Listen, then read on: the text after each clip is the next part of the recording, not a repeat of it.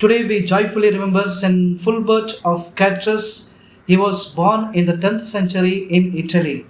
We really do not know his young age, but he was raised as a priest. Then he did a lot of work in the field of education. After being raised as bishop, he brought many reformation in the religious and priestly life. For this, he faced a lot of opposition from many others. He also wrote many Marian songs. And today, as we remember this saint, let us use our gifts and talents for the growth of the church and for the greater glory of God. In the Gospel, we see the risen Lord is appearing to his disciples again. Jesus, when he lived with the disciples, he predicted about his resurrection three times. Also, now and then he reminded about it, but still the disciples failed to believe in it.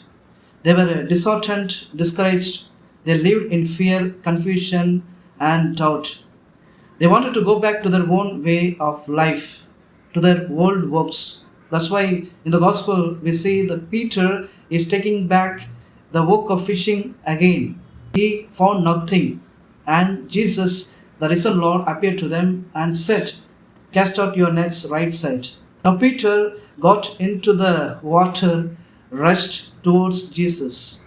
Peter, who once denied Jesus three times, who ran away from Jesus, now here we see he is running towards Jesus. However, we want to go away from Jesus. It is the presence of the Lord which draws us again. As we reflect this gospel passage today, we can take three lessons. First of all, however effort we put, however hard work we do, if there is no presence of God in our life, if God is not the center of our life, then all our works, all that we undertake, will become useless. God has to be given a first place, a center place in our life. There is a saying which goes like this: with Jesus, I am a hero, without Jesus, I am a zero. So, God presence is always there, and we need to give the importance to the Lord. Secondly, Peter rushing towards Jesus. Here he expresses his love. Our love of God has to be reflected by our activities, by our life. Our own works, our own activities must show the real love of God to the other.